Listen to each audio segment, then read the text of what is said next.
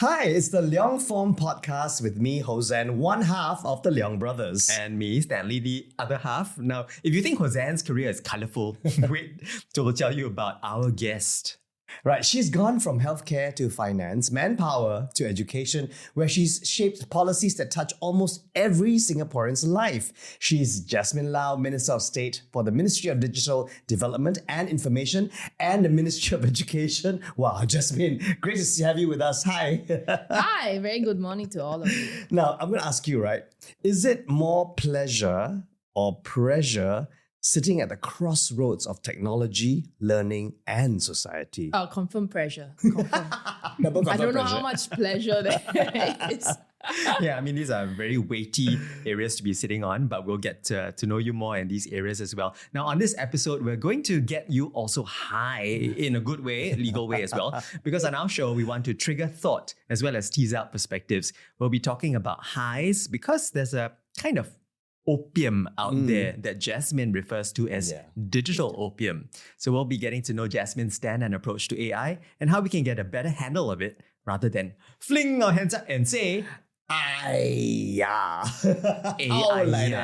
In this conversation, we also trace Jasmin's public service journey prior to joining the government and what defined it and the tough calls that she's had to make. We also want to know how time on the basketball court has taught her about leadership in government and what about mum guilt? Because surely raising two preschoolers, you should know, while serving in parliament, which you are not. Which I'm not. Isn't a stroll in the park. That's right. In fact, we want to know whether Jasmin has any noteworthy issues just getting to our studio this morning. What was it like? Must have been frantic leaving the house. Yeah, by the time I turn up at work, people see like peace and composure. No, that's not my morning. Mornings are basically, get up, we're late, mama's going to be late, you're going to be late for school. And then by the time we drop them off in school, you're kind of like, oh, am I done with the day? Am I done with the day? It's only just then you go to work. Yeah. So I think that's the part of parenting a lot of people don't see. But we do find a lot of joy in sending the kids to school. So we try to do that. And I would assume that commute from dropping off kids to the point where you arrive at work, that is really precious time where I listen to a podcast. Oh, there you go. Thank you. Thank you so much. Thank you.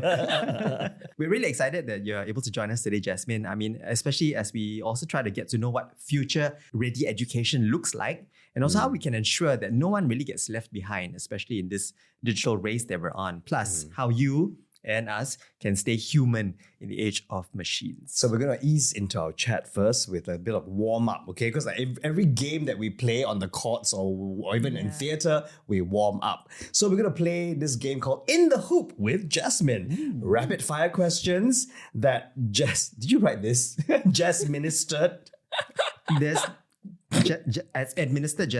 Yeah. Okay, to extract the essence of Jasmin, it's like tan tong, boiling herbal soup in government. All right, so I'm going to give you like kind of apple orange, and you just say, and then maybe a little bit of why. Okay, first one. Ready? Here we go. Netball or basketball? Netball. Why?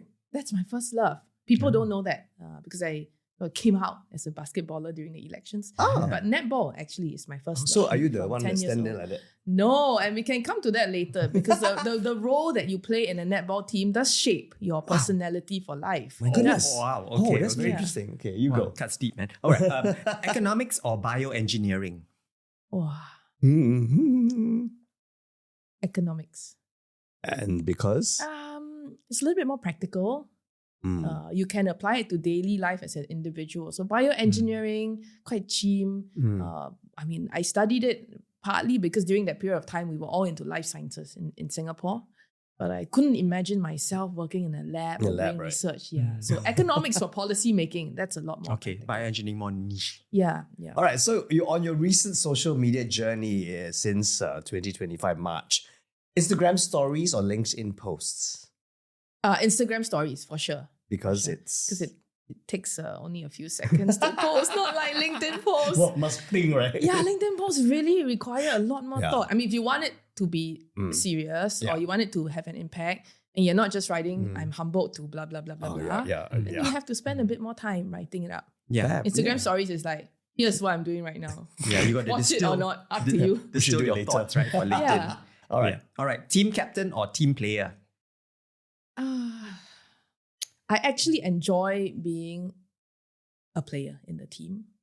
I have been team captains before. I think it's a different responsibility, meaningful, but sometimes takes a little bit away from the joy that you could have as just a player. As a player, right? Yeah. And actually, having said that, right, I'm doing this show at the moment. Sometimes I direct shows. Yeah. But now I'm just an actor in the entire ensemble. I'm having so much fun. Like you fully soak. in Right? it. There's no extra burden. Yeah. responsibility. That's right. So I completely understand Yeah. that. All right, I've got a poem for you. Whether the weather be fine or whether the weather be not, whether the weather be cold or whether the weather be hot, we'll weather the weather, whatever the weather, whether we like it or not. So, Pennsylvania winters or Singapore humidity? Oh, Singapore humidity for sure. I love heat. And It's funny because I do enjoy snow, but I wish the snow wasn't cold. It's called sludge. It's like you kind of like the snow and I love to ski, but Okay. I can't stand cold. So a Right. bit of a dilemma there. Right.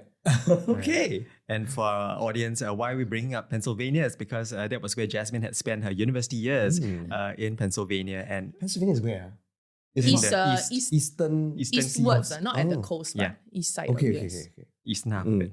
All right. So maybe we'll have one final question. Sure. Morning coffee or evening tea?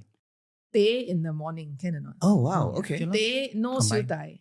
Full day Full in the day. morning. With sugar and everything. And milk. Yeah, Okay. now that I'm not in Ministry of Health, yes. Your colleagues might be coming to Condensed you. milk as well. Wow. Okay. Also, so coffee doesn't get you going at the I morning? don't, or you I don't take like coffee it? Oh, okay. actually. I not that I can't take it. I just Right, don't right. feel Just that don't- much don't joy from preference coffee. lah. Yeah. Mm-mm. Fab. All right. Let's get into the chat then. Now that shall. we've known you a little bit better. And we you got wanna some ask- hooks as yeah. well. I'm talking about netball later on. Netball, yeah. All right. So you have shaped policies in healthcare, finance, and manpower. This is across a span of 19 years, almost 2 decades. So has there been one policy that you've worked on that made you think, this is why I do my work? Hard to name a specific one, but I think the time in healthcare was particularly meaningful for me, especially when we worked on insurance schemes. Oh. When I joined MOH in 2013, that was when we started doing MediShield Life. We made it a national scheme. Yes. And then 6 years after that, we did Care Shield. Well, previously known as Elder Shield, where you get your letters when you're 40. Okay, you got that Now, already. now known You as also. Care Shield Life. And I think maybe the reason why I use those as examples would be things like Care Shield Life or even health insurance. Not something that people actively want to go out and buy. Sometimes you have to pressure people into getting it.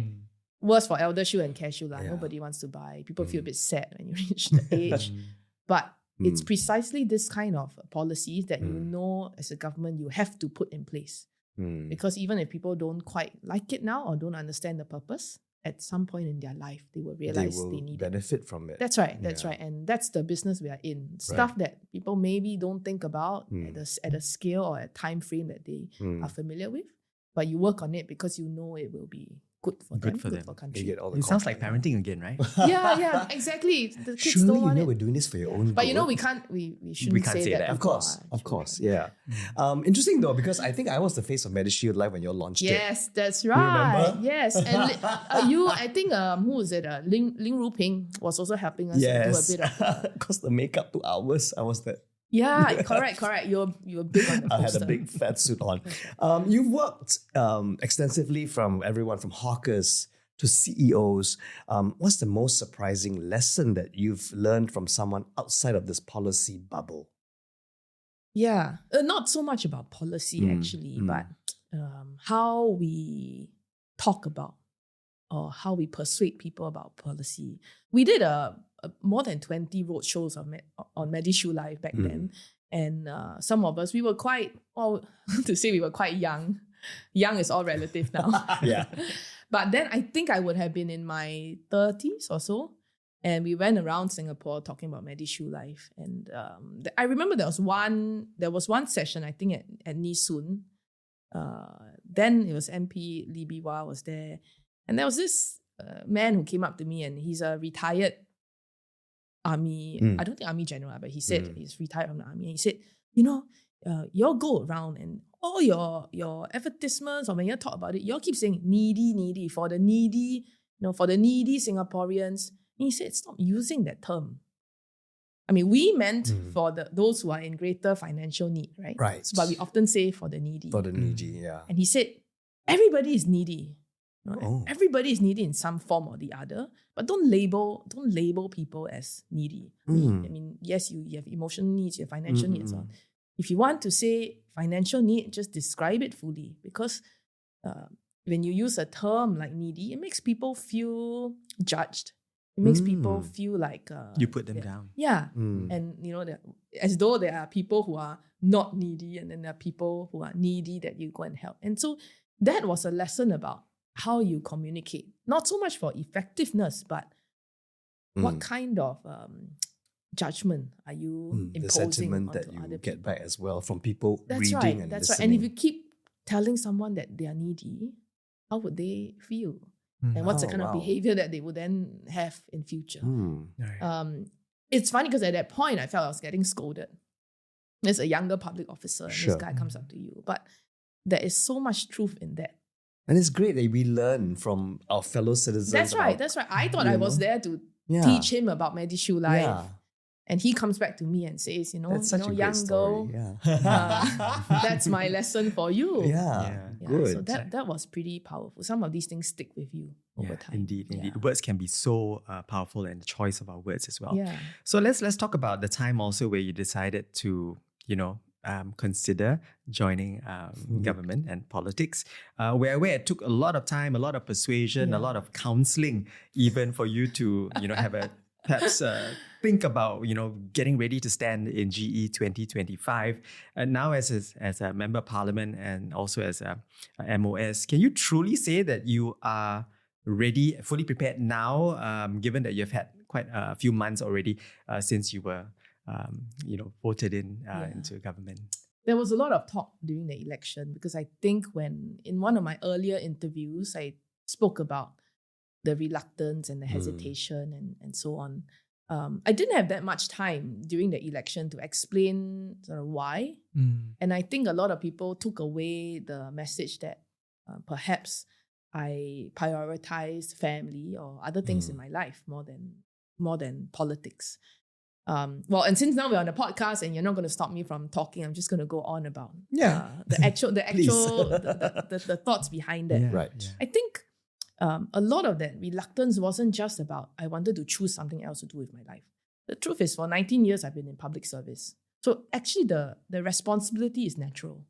To move into a role where it's still about serving Singapore, it's natural. It didn't require that much thinking in terms of fulfillment and purpose. The difference is that the time that it would take to do the job well as a minister or as a politician is very, very different. Not just time. The first step is time. The second step is also energy. Do you have the energy it takes to do this kind of work? And a lot of the reluctance was me feeling that I can't do this as well as someone else could. And you must be not just convinced about the purpose, you must be convinced that you have the time and the energy and the personality to do this kind of work. And so for the longest time, I felt, no, that's really not me. And I would be doing the role a disservice if I went into it and I can't give my all. And a lot of us who have been national athletes before understand this idea of giving your all. You don't sign up for it. You don't take the court unless you know you're 100%. Right. And once you start, you're 100%. And so coming back to the question of do I feel I'm ready now? That's not a choice. The fact that I've gone in, just like I would for my netball team, once I'm in, it's 100%. And you have to give your version of 100% now that you're in it. It's interesting because then when was that turning point where you decided, okay, I'm going to do it? Because you've been saying, I need to give 100%, blah, blah, blah, and all that. So how? When was that? Yeah. Actually, so people think that there's some like switch, right? No, there really wasn't that sort of a sudden switch. I mean, my husband and I are Christians, so there was a bit of the religious faith behind it, feeling that end of the day, this is a calling, and us also recognizing that if we were strong in our faith, then we don't have to worry about so many other things in life, the kids, the parents, time with our family, and that maybe all of that will be taken care of. Grace will be given. That's right, if we followed the calling. So it was gradual. It wasn't a sudden light bulb. Yeah, it was a light bulb moment. In fact, we were like, oh, if you really want us to do this, like put a sign in front of our face. But no sign came. People always say the sign, but this time you don't get a sign, but you just sort of you follow the faith. That's right. That's right. And there was a mentor who actually said, well, the other way to think about it is you could pray for the doors to be closed if that's not your purpose in life. That's quite interesting. And the doors never closed. In fact, more open. Yeah, that's right. That's right. They flung open and welcomed us in. And so here we are. Yeah. Good. And are we fully ready or prepared or in it? No, every day is a bit of a juggling thing. And some days feel a little bit harder than others. But it's been 6 months. Yeah, which is what we're going to ask the next question, right? Yeah, but just before the next question, because I want to pick up on the three criteria that you were, rather concerned about: personality, time, and energy. You mentioned the PETs. So which one were you most concerned about when you wanted to go full in and you want to make sure that you're able to devote all of that and commit all of that into this role? Yeah, I think it started off mainly with time. We all have only 24 hours. No matter who you are, it's still the same 24 hours. And again, backstory is my first child was an IVF baby. So we waited 8 years for him. And there was that feeling of, well, if we had to choose what we wanted to do with our lives, parenting was something that felt the most fulfilling. And I think then it flows from there. If you couldn't set aside more time, you would not have energy. You would find yourself so starved of energy because you were expending energy somewhere else. Then I think personality comes along with that. If you didn't have energy, you would be like, oh, not again. Or when you go out to engage people, I think people can feel it. People can feel whether you are really interested in the interaction or you're just doing it because you have to do it and then you're actually really tired. So I think it flows from first deciding whether you could afford the time. Then I think it naturally, you kind of answer the question, do you have the energy? And if you do, then you probably could bring out a certain personality. I don't know about, you guys, a lot of us in public service, we are introverts. So it requires an extra effort. You have to make an extra effort to put on the personality. It's not fake, but you have to tell yourself, all right, let's go. Completely understand. This round of house visits, my chance to get to know people, and I want people to feel me. So let's you kind of have to rah-rah yourself to do it. And then after that, you go home and then you're like, oh, let me decompress and play my phone for a while. And that's what it's like for introverts in this role. Wow. Fair to say that we're all three introverts in this room? Oh, I mean, can't tell. A lot of people think that I am an extrovert. But that's that new word called ambivert. No, so I mean, I've been in this business for over 30 years, right? So of course I have to be the showman, right? But then you go home and then I guess lie around and just don't talk to anybody. And at that point you're like, don't. Yeah, I mean, I do get my energy from people, and that's my public persona, right? Yeah. Because I can't be like this all the time, as I'll burn out. So on that note, I want to ask Jasmin, so when all this happened 7 months ago, what was the biggest change or the starkest change that you had to make in your life? Like in your family, in your routines, your lifestyle, your schedules and all that. What was the biggest shifts? Definitely had to change up the routines. I used to make it a point to pick the kids almost every day. Occasionally I don't, and they end school at 5:30. So we've had to change a lot of that up. My parents or my in-laws now help. My husband has to take on quite a bit of that load. And weekends used to be 100% hours. Now weekends are, I would say, we'd be lucky if half the weekend is fully with the family. So all of that has had to change. What we've tried to do is to say, for the amount of time we have as a family, we are a lot more present. Good. Playing phones and nothing. Right. Because there's just less of that now. I think what has been pleasant though, I think is life has become very colourful. I was explaining this to somebody. Maybe I used to live a life where it felt like, nice shades of pastel pastel colors. It's comfortable. You're in a routine. Weekends we do certain things. Go to the beach, go swimming, whatever. Pastel. And now life is like full-blown colors. Right. Because the kids come with me to Deepavali celebration. We Oh, go for that's 中秋 great. 节 and there's a lot more immersion into, well, this is what life looks like. So pastels have become vibrant. That's right. And when we drive past Ang Mo Kio, which is where I'm in, my kids can say, "Oh, Mama, you take care of Serangoon North, is it?" So they start to learn what public service life is about. They see so much more. They can even tell me, Prime Minister Lawrence Wong says you cannot watch TV anymore. So they are so in it now, and life has become colorful. Right. It's not all like a trade-off or a sacrifice. It's Right. not. We have found a certain joy from it. It's tiring, yes, but you get something out of it. That's beautiful. Yeah. Yeah, that's wonderful to hear. We often think, there will always be an opportunity cost. Your family might suffer, but you're also I think reminding that's us the that narrative that a lot of people use, and that's also quite often the reason why people don't sign up for this kind of a job or public service jobs. There's this feeling of, oh, you have to give something, right? You have to sacrifice. All this talk about sacrifice. And then the truth is, whether you're a nurse or a construction worker or security guard, you work shifts, same thing. You don't see your kids. It's you just don't call it as much of a sacrifice, but everybody is going through that same set of dilemmas or tensions all the time in their lives. We go through it too. Maybe we just had more options and therefore it feels like it's a sacrifice. But no, I mean, life is colorful. Life is enjoyable, depending how you look at it. And I'm sure it's very colorful given that you're MP and Ang Mo Kio GRC, and you mentioned Ang Mo Kio is where you are primarily involved in on the ground. So on the ground over in Ang Mo Kio, have there been turning point conversations, if you like, with residents that you have met that have maybe shaped the way you see your role as a member of parliament?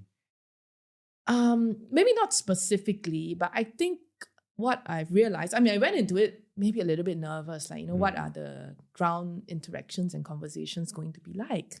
And I would say most of them, when they meet you, they are just happy to meet you. Oh, sometimes nice. I get worried, like, are they going to give me a list of requests? Some do, by the way, some have like a running list of requests. But many are just happy to see you show up. Wow. And I sometimes don't know how to feel about it because I would say, well, it's my job. To them, no. To them, is you made an extra effort to stop by the house to say hi. Oh. And I mean, those moments are very, very encouraging. Yeah. And they build you up before you get to one that tells you, here's my list of 10 things that I want you to do. There'll always be those. There anyway. will always be.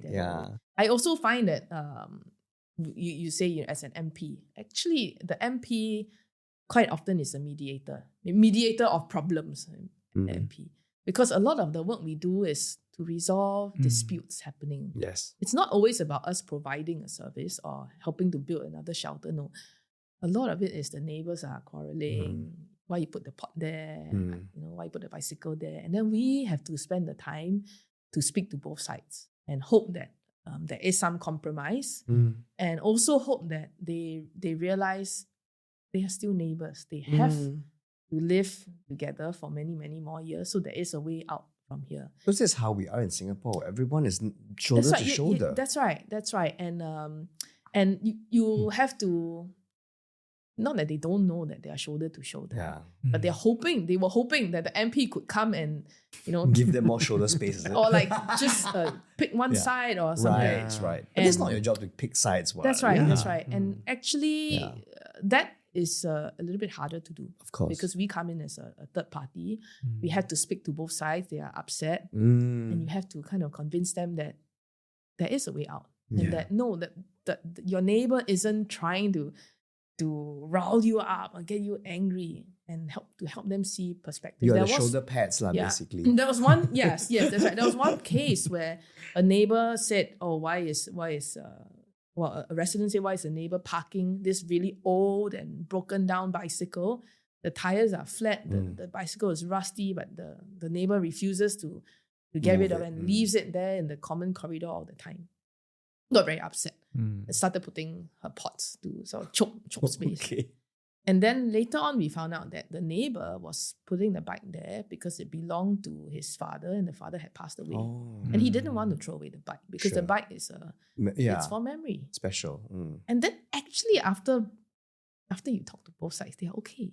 Because then be like, oh, 早知道他跟我讲, then I wouldn't complain. And, It's about communication at the yeah, end of the but day. it's very Asian Yeah, not yeah, to yeah. say To your say, full yeah. story of your life. Right. Maybe also you feel paiseh to tell people your life story. But I also find that mediator role to be very difficult, but can potentially be very meaningful. Yes. Was that something that you were also perhaps given time to be trained in for a little bit, maybe undergo some courses of we don't have mediation and training. counseling? No. I thought they would fit it in to get you guys ready for the ground. I was surprised that we don't have that much training. But maybe the lessons came from the public service work. A lot of Sure. it is just about have some empathy, have some Empathy, care, yeah. make an effort, go an extra step. That's sort of useful training on its own. Then a lot of the training is on the job. On the we do have yeah. a lot of very senior grassroots leaders who Alright. give us advice. They also tell us this one regular Yeah. complainant or not. So their experience is a lot more helpful. Valuable, Yeah. yes. Well, speaking of training and leadership, let's pivot and go to your sports days. Because you're a lifelong team sports player. Yeah. And you were saying netball was your first love, basketball as well. How has that taught you in terms of now you being a leader in your workplace? Yeah. I haven't had the chance to explain this. I wanted to do it in my election sort of nomination speech or whatever, but no time, right? It has to be 5 minutes. So I actually wanted to explain netball. Okay. And its difference from basketball. In netball, all of us have a position. There's 7 players on court. Each of us have a position. And depending on that bib or the letters you wear, it defines what you can do and cannot do and where you can run and cannot run. And a lot of my leadership lessons and the way I behave today has been shaped by the position that I played in netball. Wow. I play midfield. So it's called center or wing attack. It means I can run the full court except for the parts where the shooter gets to shoot. That one. Yeah, that's right. And I can't shoot the ball. Oh. Even if I think I'm the best shooter in town, I can't shoot the ball. Is height a question? Yes, well, you can tell, right? You can tell. So height makes a difference. I Okay. also can't defend the shooter. Right. So we are limited in terms of where we can go. And then you have to understand your role. Your role is to make sure that your shooter teammates gets the ball as many times as possible. And your role is to encourage him or her. It's to encourage her to stay calm and composed and please shoot the ball in because, we have worked so hard to give you the ball. But you cannot control the outcome as a midfielder. You cannot. And you accept that on some days, if your shooter teammate is just not feeling it, that's it. And now you start to see the role that we play shapes our adult life. Now, I would always see myself as a bridge. I would try to give my shooting teammates the chance to score, but I don't see that as my deliverable for the team. And it's the same thing when it comes to working in a team in politics on public service. That's always been the way I see it. I'm not the one who scores at the end of the day. But I would try my best to help whoever is bring the supposed to ball score there. to score. Right. Okay. Yeah, So and interesting. It's very interesting. The sport and the way the roles are cut up and all that. Wow. It also teaches you full reliance. You really can't win. You can be the best ball handler, whatever. You can be superb stamina, superb speed, but you can't win by yourself. Whereas basketball, in a team of 5 players, everybody can score. So you can have stars in an NBA game Sure. who could tip the game for a team. Right. Netball Wow. is so different. Thanks for that. Now that I that know was more like about a netball. 101 on netball. There you go. You heard it first on Yeah. Leong Form podcast. What if you were the shooter though? Then a lot of pressure will be on your shoulders. That's right. And so it's understanding that you, as a midfielder, it's also about understanding you face certain pressures, but not as much as the shooter. So while you can feel the physical exhaustion from going up and down the court and repeating everything, but don't blame the shooter because could you do it? Maybe not. Yeah. Maybe you would completely crumble under that kind of pressure. For sure. So when your shooter teammates don't put the ball in, you shouldn't be like, Like, how many times have I told you? No, because it's not that easy. Right. And then seeing it from a different point of view helps. So right here, right now, Jasmin, you still see yourself as playing a midfielder role in government? I mean, I would, because that's what I'm familiar with. I've had counseling from more senior ministers who say, you know, stop hiding behind the scene. I said it's not about hiding. It's a habit that we built up over the years. But their point of view is now, if you're a political office holder, you are expected to be a shooter at some point. Yes. And are you ready at that point to step up? Are you okay with the pressure? Can you put up with it? And can you score when it matters? Yeah. Wow. Well, there are such things as hidden insoles in shoes these days. So Yeah, you might be yeah. able to be a great That's shooter. why, and I said, you know, I can be a shooter. It's just whether the ball goes in. Yeah, no pressure. All right, so you know it's interesting to you know note these connections between sports and you know the work that you currently do. But let's return to parenthood, because you can never tear yourself apart from your responsibilities. Actually, and most roles. people, when they speak to me, they say at some point, they end up talking about the kids, because I'm so full of joy about parenting. And at some point, the conversation always comes back to the kids. Yeah, and Which is family and nice. parenthood, it's so integral, because your husband's also involved in work that has to do with families and That's right. children. That's right. Isn't it? He is with Hit Start. Kid start. Kid Yeah, Start. That's right. Kid Start, not Head Start, but I'm sure it gives Kids those a head start. plenty, yes. So you know, you've talked openly also earlier, not in our podcast, but you know earlier on in past interviews about mum guilt. But you've also reminded us early on in this conversation that no, it's not a trade-off. You know, it's pastel colors turning to vibrant hues as well. So would there be any, you know, bad piece of advice, especially when people say, oh, there's, you know, work-life balance you got to think about, you know, something's got to give. What are your thoughts to that? Maybe I should clarify. I don't think there are no trade-offs. There are trade-offs all the time, because you still have only 24 hours. So when you pick something to do, you give up 1 hour there, and there are trade-offs. It's just that the trade-offs don't necessarily make your life miserable. The trade-offs could add something to your life, even though they are trade-offs. That's the caveat I would make behind the whole colourful analogy. Right. Work-life balance is nonsense. I mean, honestly speaking, Non-existent. work-life balance doesn't exist. I think, maybe I take that back. Work-life balance exists across a long period of time. Right. You could have a lot of work for a couple of years and then a lot of life for a couple of years. But if you wanted work-life balance on a daily basis, regular routine work-life balance, I don't think that's realistic. Not for parents. No. Or not for parents of young kids in particular. So I think a lot of the advice that we often hear, you know, find the balance in your life. You need to be a good parent, but also practice self-care. Self-care. I mean, come on, it's just not very realistic. And not everybody can afford that kind of arrangement in life. But I think you can achieve some balance across several years. If you realize that there are seasons of your life that you have to get through, and sometimes it's winter and sometimes it's summer, and they are very different seasons. But if you think about it on a temporal basis, you can achieve a much better balance. Okay. I usually tell people work-life integration probably makes more sense. That is a good word, integration. Yeah. Which is why I bring the kids now to some of my work events. And you try to make a little bit more out of every hour. You kind of blend it together. But it's a personal choice. Some people can't deal with the integration. Some people want to separate work and life. And then that becomes a personal choice that they have to make. Would you consider having another child? You love your kids, and then, you know, thinking of bring another person into the world. I actually would. And I don't think it's have I considered. Right. I think about it. Okay, I think about it every time I look at my two boys and I think, oh my gosh, you're so cute. Then I'll think, oh, it would be so nice to have another kid. And then on days where I drop balls and forget stuff, I'm like, man, I can't even manage 2 kids. How do I have another one? But I think there is a certain joy that comes from being a parent. And if I could, I really would want to keep that joy flowing for as long as I can.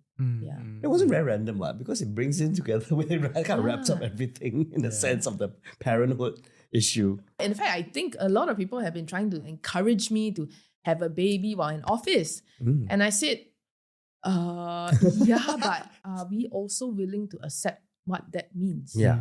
Does that mean I can have 6 months maternity? Is there even such a thing as maternity leave? And what do residents think when your MP is not around for a period of time? I'm not sure we are ready to accept that kind of arrangement from a female politician. Does that mean if I have 2 portfolios, that when I have a baby, I have 1 portfolio or half a portfolio? I mean, it's easy to say, have another one, be a role model. Right. Show people that it can be done. Wow. Because we don't have babies in Singapore, show people that you can work-life balance or work-life balance. Be the example. But are we really That's a good point to bring up, because then let's think about it, right? It's easy to say, but then it's you, your body, and your work, your personal life. And it's very different types of pressure, because it's public pressure. And people will say, oh, haven't seen her around for 6 months. Is she still serving the people? She's still drawing an allowance as an MP? Is she still... These questions will come up. And then as a political team, are we ready to say, oh, it's okay because she went to have a baby? But this would be the most powerful way of showing that we walk the talk. It's We're leadership. talking about leadership at work, at play, in families. Wow. Exactly. Yeah.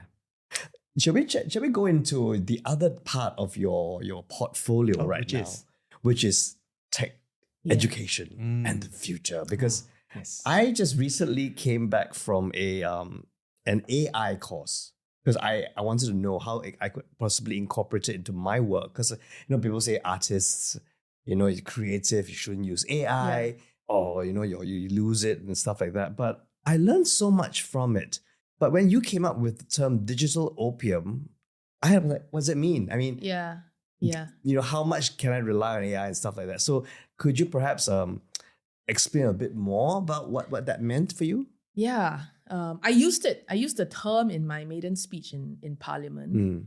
It's not a government term. I don't think anyone else has. No, I also didn't ask for permission. Come to think about it. We credit it to you. It's a Jasminism. To use it. But I do have a very strong personal fear that no matter what technology we come up with, we either use it for the wrong purpose or use it way too much. And, we become lazy. We met a lot of weapons that people have nowadays, international, personal kind of weapons. The technologies behind it were not developed to be, it wasn't for evil, weapons. or for bad. But that's how all these things start. So I always have this fear that new technologies, if not used well, will lead us down this path. And when we start to see the development of AI, and in the beginning it was kind of fun, helps you. We did a word cloud recently with a group of polytechnic students. We said, what benefits do you feel from AI? The main word that popped up was convenience. Makes my life easier. So it's going to feel like that at the start. And that's how things become addictive. Feels good, feels short, convenient, makes my life better. Then do we really think about, is there a threshold after which it actually hurts you more than it helps you? Right. And very often we don't think about that. To me, there is a very high chance that people can become lazy and over-dependent on AI. You start to see a little bit here and there. It's a little bit easier to just ask AI. If you don't know something, just ask AI. Daddy, mommy's not around, so And if the teacher doesn't really see me do it, maybe I just use AI. Or it usually starts off with, I did this myself, but I will use AI to improve it. Correct it. To check it. And I think that's how it slowly seeps into our lives. Wow. To a point where it takes away something human that's valuable from us. Now, I'm not saying convenience is bad, but I do think that when you start to lose your human values, that's what I'm most fearful of. And I use the word opium because we all learned in our social studies textbook last time, they put these pictures of people who take opium. They are a bit dazed. They don't have this human interaction. They're just sort of gone hollow inside. Right. And I worry that a lot of our youths now, if they get sucked into products like companion AI, they talk to people through AI, or they talk to AI itself. Yeah. that's when it becomes that digital opium. Right. I mean, Because it's a dopamine hit as well for them. It is. And AI won't get angry at you. No. Right? AI won't scold you. They draw you in. AI won't break up with you. It will make you feel so My good. goodness. So And, how do we, so you this threshold, then how do we inculcate that and tell or teach or, I don't know, When raise to step on the awareness? brakes. Yeah. How? I don't know. How do we stop I it? think a lot of it, so this is where it sort of merges with the education portfolio. In Singapore, everybody says the Ministry of Education should teach the kids blah, blah, blah, blah, blah, blah, 1 to 10, and then there are new topics. And then we should now teach the kids about AI and risk and so on. I think it starts with the adult generation, not so much teaching the kids. The adults are addicted to AI. Yeah. And if the adults don't realize what's happening, then how do you can't be like, oh, please save our kids, meanwhile I will go smoke my opium, and it doesn't make sense. No. So I think it starts with the adult generation. And for us, people our age, to realize how we are getting slowly addicted and how we should snap ourselves out of it. So it starts with us learning about deepfakes, about how it's taking away human relationships, and then us stopping it, correcting it before we go and teach the kids the same thing. I've had one of my volunteers. It was very strange because he's a little bit shy, awkward, but he would respond to me with long text messages. He's just not as verbal He's in not. expressing But himself. after a while, I realized that he was running his messages through ChatGPT before replying to me. And you can tell, actually, after a while you use it, you can sort of tell what. language is. It's just not very Singaporean. And so that I had to ask him, and I decided I would, because it's not healthy. It's not healthy to be talking to each other using AI crafted messages. Right. And I told him, actually, it's okay if you're not eloquent, if even your messages are broken up, it's okay. It's fine. And the more you depend on it, the more you cannot speak to me in person because you will be awkward. And it takes us as an adult generation to break out of that opium usage. Then you have hope that the next generation sees value in human relationships and conversations and so on. But So do you use AI? We all use AI, right? Somehow. I use AI. yeah, but I to use some AI. extent, yeah. Yeah, and someone asked me, sheepishly, do you use AI? I said, don't have to sound so shy about it. All of us use AI.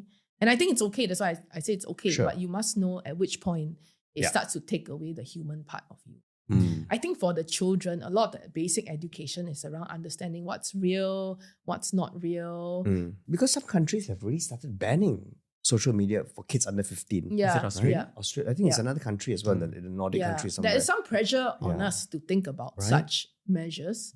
But we also find we are a very clever population. Honestly, you can ban, but the parents will can also find log a in and then way. give the phone. Exactly. So a lot of these may or may not be helpful if people don't fully understand the risk behind it.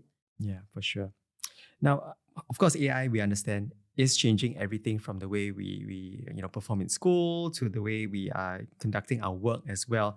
But at the same time, while it has its dangers, it does harbor its advantages as well in order to tap on AI.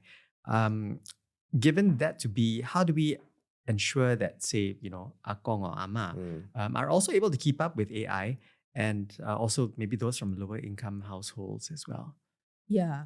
There's actually a Digital for Life movement that's run by MDDI, and a lot of the work that's done there are precisely to help the Akong Ama and those who are lower income access technology the same way everyone else can access technology. Of course, there are additional modules or content that we built in around safety because it's helping them discern what's a scam, what is not, what's a deep fake, what is not. So there's some additional support for that. But I think more broadly, a lot of the training and the courses are around understanding what is this tool, what can you use it for. Even basic lifestyle usage like QR codes, how do you scan. I mean, we talk a lot about AI nowadays, but a lot of the digital empowerment is still about how do you use your smartphone, how do you take a photo, how do you send something on WhatsApp. And so a lot of the work under Digital for Life is about getting people up to speed with basic digital usage. And we have to continue to do that even as the technology change. And creating a safe environment as well, right? Because once you're out there on your phone, you're open to so many things. That's right. So is MDI or the ministries are helping to create safe space for people to do that? We just went to Parliament to pass a new law on setting up an online safety commission. Okay. We think that's absolutely necessary because you also see now a lot of online harms. So it's so easy to bully someone, harass someone, put a deep fake, put a fake of a person saying something. And so you do need government to step in to say we are willing in certain scenarios to force a takedown or to make someone take down their post or stop doing these things. You cannot leave it to individuals to be trying to tell each other, stop behaving like this. Very difficult. Yeah. So it's been several years, but we just went to Parliament this month to pass that law in Parliament. So that will give us some powers to manage these situations better. Yeah. In fact, I was recently in Ang Mo Kio. I was also helping a social enterprise and I came across another group, I think they're called Digi Up. And they were actually in Ang Mo Kio to try to educate seniors in Ang Mo Kio about the dangers, the scams and online dangers. So I thought, wow, that's remarkable that we also have all these social enterprises going on the but ground. I think the part that people don't realize, actually the seniors and sometimes even the young are quite well educated because they go through all of this training and people care a lot about their safety. The group that I worry most about is the group that thinks that they will not get cheated. Yes. And they will be like, no, there's no way, I'm so educated, I whatever, working in what role, I have master's degree, I will not get scammed. They will get scammed. Right. That is the scary part. It's when you think you can differentiate and you think you can manage all of these risks, you're probably the one that's least ready. Pride cometh before the fall. Yeah. But so, we're talking about all the scams and all online, but then what about the kids now? Because online bullying is very scary as well. And you've raised concerns about bullying. How are you concerned that nowadays that kindness and all that is being eroded because of social media, because people are not, personal anymore? How is that? The topic about bullying is very, very, it's very large. It's very complex. And it's very societal. It's not a policy issue. Put a policy in and then get rid of bullying. No. But even the term bullying, we use the term, all of us have a different definition of bullying in our heads. And I would say not the most productive use of time to sit around debating what crosses the threshold into bullying. Everyone has a different view. But I would say in general, hurtful behaviors is something we need to deal with as a society. Why is it okay to engage in hurtful behaviors? And we all do it to some extent. We should be honest. We all do it to some extent. Some days when you are feeling crappy, you are a little bit mean on the road when you're driving, we all do it. And how do we move towards a society where all of us engage less in hurtful behavior? That's the end goal. And while for the Ministry of Education, yes, we would do a review, we would put in better SOPs, case management, resource our teachers better, communicate with parents, we will do all of that. My bigger worry as a politician is, what is this Singapore that we are in?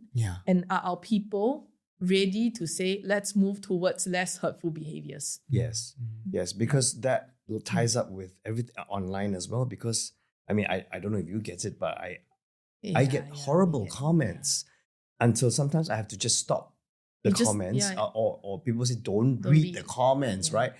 But then, the bullying online is actually quite toxic. It is, and I think when we're adults, we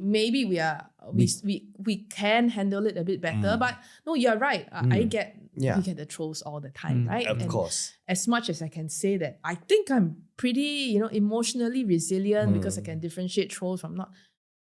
Occasionally it hurts. It does hurt. And yes, we move on, but some part of it sort of stays a little scratch on your skin. Absolutely. And it sort of stings for a while. It hurts. Can you stop people from doing it?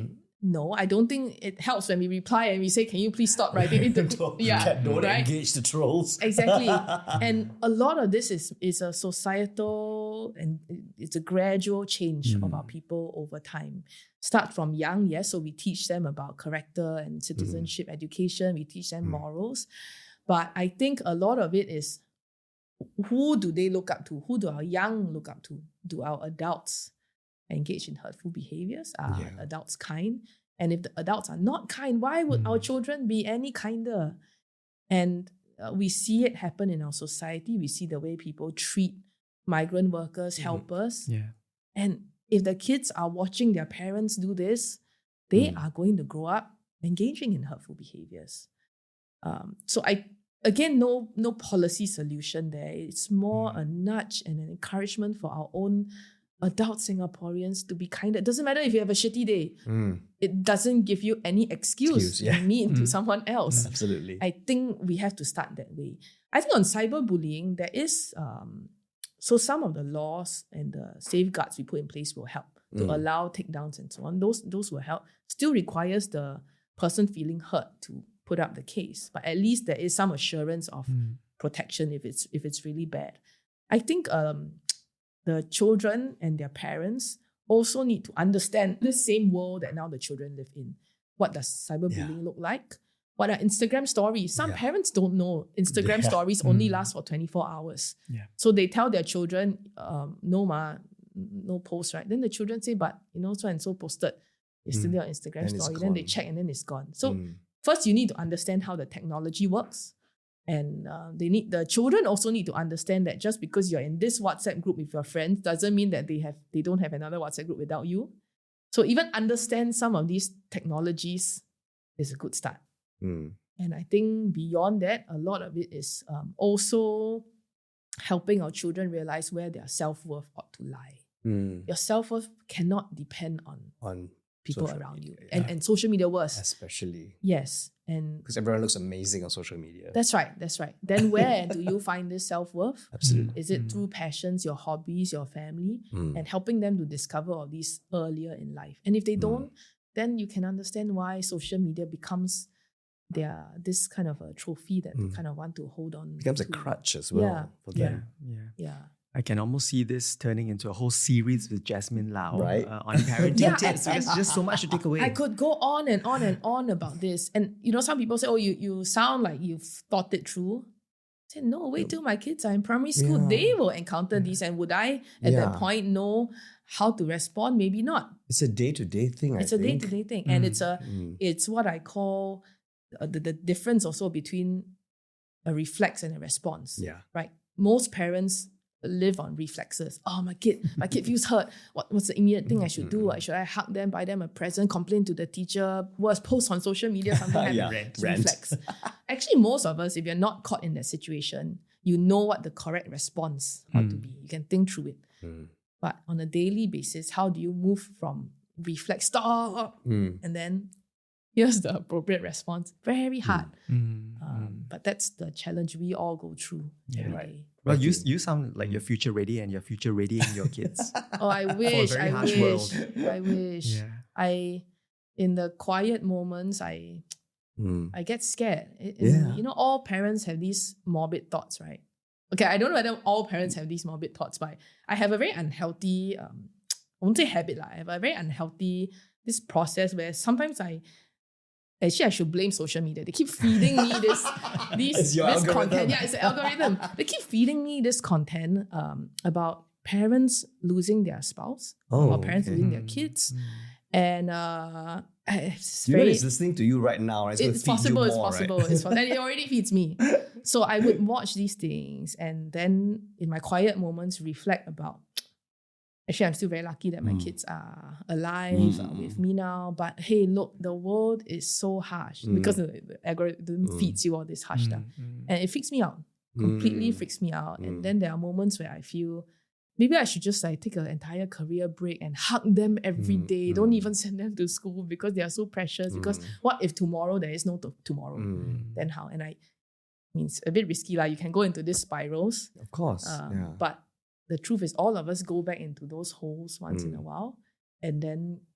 think morbid thoughts about Well, the world prayer again. helps. That's right. And then you emerge the next day from your cave and you pray and you say, Yeah. we surrender everything and we can move on with life, and then you go again. Absolutely. Yeah, that's how we get by. So no, I'm not future ready. I do need to. Who is actually? Yeah, I don't think anybody really is. But Yeah. there is that feeling of there is no need to panic. No. Life can go on, and there are plans made for you, and you just stay calm, follow through. Yeah, not that you leave it all, right? But you make a plan, try and follow through, and if it doesn't work out, life goes on. Yeah. Wonderful. Have Well, some guardrails. that's really encouraging. And on that positive note, this past hour or so, we've covered lots of ground with Minister of State JasminLau, the turning points in her own life and the turning points for Singapore. Now, if you have any feedback or suggestions on how we can make Singapore a better place, home, and a cohesive society for everyone, especially on the matters that we've been talking about with Jasmin, like education, technology, AI, which impacts every single one of us, connect with Reach at their website at reach.gov.sg and follow them on Instagram at ReachSG. Reach is the government feedback and engagement unit that engages and connects with you on national and social issues that are close to your heart. That's right. Jasmin, thank you so much for making time to speak Thank with you us. for on the Leong having me. Form. My first podcast. Oh, really? Wonderful. Yes. Oh, yay. We're so honored. Appreciate your honest and unfiltered perspectives as well. As raw and razor sharp they may be, but being unabashedly your authentic self, Jasmin. A lot of us needing to have a lot to mull on as well from this conversation. Now, before we let you go, and also before we let you go, Jasmin, what parting words would you have for our audience today, especially with such a difficult to pinpoint future that we have ahead of us? Yeah. Parting words. Well, it's Tuesday. Still a long way to go for the rest of the week. But maybe my wish for everybody out there is no matter what you encounter today on a daily basis or over a period of time, take a pause between the reflex and the response. Often when we stop and we pause, we breathe, we find that the response that you want to come back with, it's very different. It's kinder, it's wiser, it's a lot more intentional than the original reflex, which is often driven by pressure and emotion. Impulse. Yeah, that's Yeah, right. right. And so, my wish is for at least the rest of the week, for everybody out there to be a bit more on the response side and rather than the reflex side. Thank you very much. Well, JasminLau is Minister of State for MDDI, Ministry of Digital Development and Information, and the Ministry of Education. You can follow Jasmin on her policy, parenting, and precinct journeys. Ang Mo Kio. Ang Mo Kio, her precinct journeys. Her walkabouts. Her walkabouts, on Instagram, and you can find her at JasminLau JM. That's JasminLau JM. You can see that on the super that's on your screen right now. This episode has been brought to you by Reach. I'm Hosean. And I'm Stanley. Catch up on past episodes, of course, of Season 2 as well as Season 1 if you have not caught up with Season 1 of the Leong Form right here on this same channel that you're watching or listening to us from. Or you can also find it on YouTube, Spotify, or Apple Podcasts. So once again, on behalf of Hosean, thank you for your company. Bye.